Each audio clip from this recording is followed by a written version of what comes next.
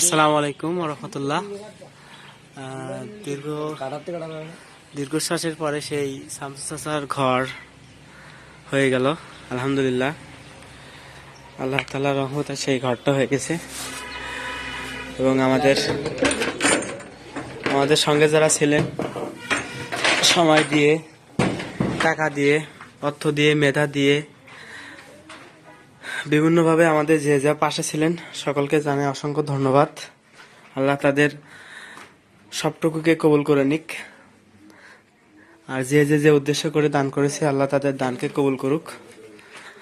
সব মিলিয়ে শামসু চাচার ঘর এই ভিতর বাইর, উপরে অ্যালবেস্টার আছে, নিচে টিন দিয়ে ঘেরা, আর এই মাটি আছে। এখানে কাজ করে শেষ হবে এই ফাঁকাটা, মাটি দিয়ে ওখানে সাইডে এরকম ইট হবে, এরকম দিয়ে ইনশাল্লাহ আমরা শেষ করব। তা সব মিলে একটু দোয়া করবেন আমাদের জন্য, যেন আমরা এরকম আরো অনেক কাজ করতে পারি। আর সব সময় যদি আপনারা পাশে থাকেন আমরা ইনশাল্লাহ পারবো।